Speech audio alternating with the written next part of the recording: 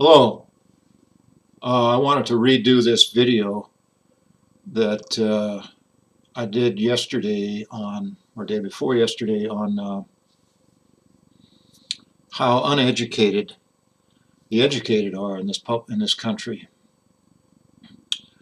I had suggested to some people on Facebook that racism is eliminated or reduced. There's a pressure for it to go away if in a free market, in a competitive market.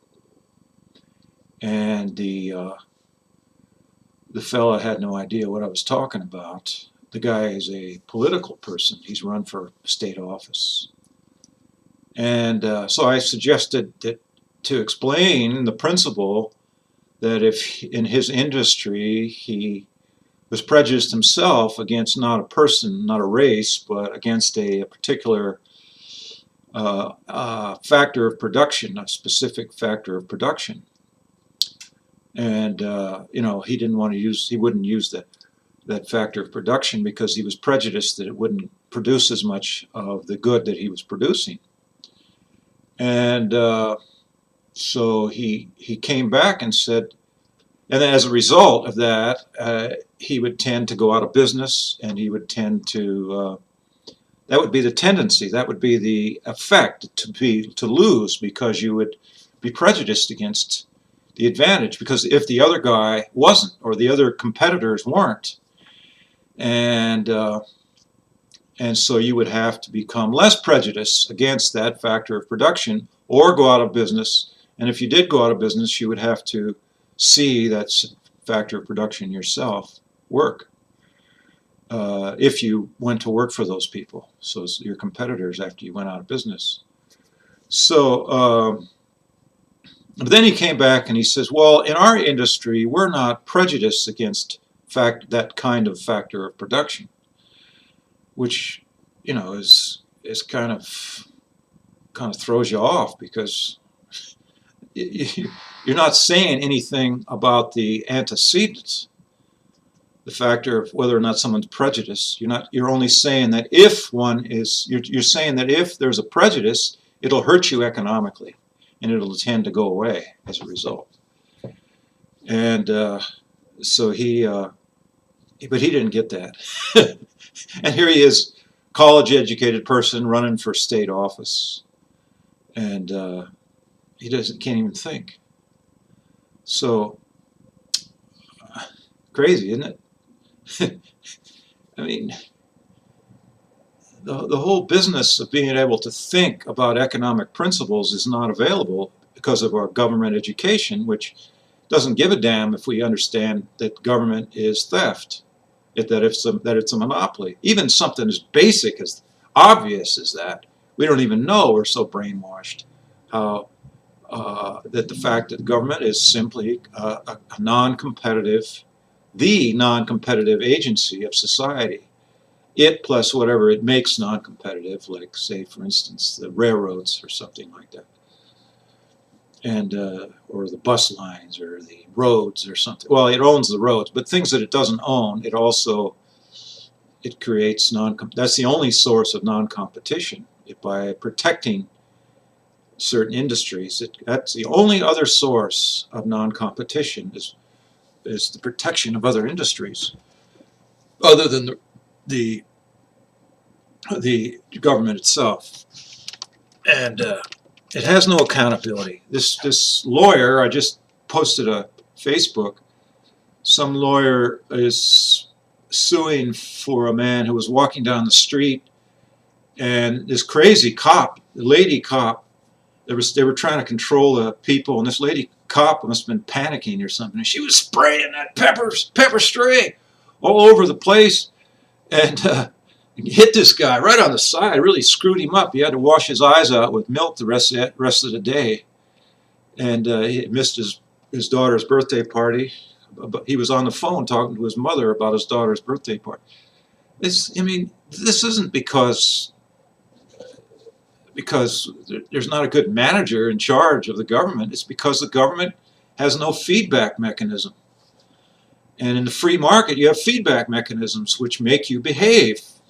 It makes you a better person to be in competition, because competition means freedom. It means you own yourself. Therefore, whoever wants something that you have, time or money or product, has to compete for you for that. And therefore, he has to find out what he's good at. So freedom makes you find out what you're good at. And it makes everybody better off, except for the people in the short run who get their special interests paid off. You know, like the people who received Social Security the first 50 years that it existed. They paid in very little. It isn't that case anymore. They're paying in way more than they would get out. You know. So that's the problem with our education, is that we can't think. We can't reflect on our own natures. You know, Milton Friedman and David Friedman, his anarchist son, are both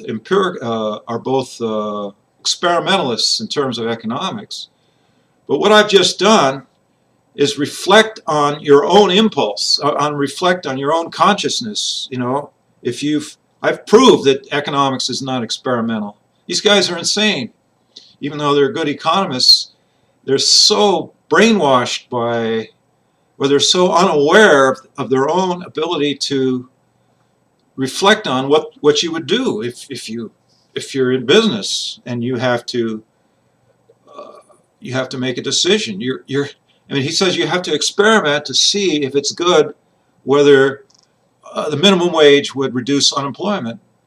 I mean, it wouldn't reduce it other than ceteris paribus. If everything were equal, it would reduce unemployment. If the unemployment minimum wage was above the market rate, it would reduce unemployment. I mean, it would increase unemployment. So, I mean, that's just something anybody can see. It's got a half ounce of reflectivity on what people do when costs go up. I mean, it's crazy not to think that economics can be seen that way. So this is just another instance of how badly educated we are by government, by the monopoly of education in government, and by the influence of logical positivism, which denies anybody's ability to reflect on what they would do, who they are, on how, if things became more expensive, you know, what you would do if you lost revenue because you were racist. You would lose revenue because you would hire somebody on the basis of his color rather than on the basis of his ability, and the other guy would hire the person on the basis of his ability, and so he would be way ahead of you. Plus, your lack of demand would lower his costs for the person. So anyway, I went on too long, but it's obvious that education, monopolistic education of government's a disaster. And you know, I don't believe in government at all because it has no feedback mechanism. It's just crazy, and it's not necessary. Anything can be done without government. And even Milton Friedman's son concluded that, because even though he's a logical positivist, or more strictly speaking, he's a Popperian, he believes that you have to experimentally decide what economic truth is. So, okay, I went on for 9 minutes, and but that's the problem with a monopoly, and the problem and the greatness of competition, the greatness of freedom, is you find out what you're good at. And the world gets that. It gets your ability. It gets your efficiency. And it creates family. In the Vedic literature, it's dharma, family dharma. Finding out what you're good at, what supports you the most, through free trade, not through the presumptuous engineering of society. Totally presumptuous. There's no basis in logic or science for any of it. All right, thanks.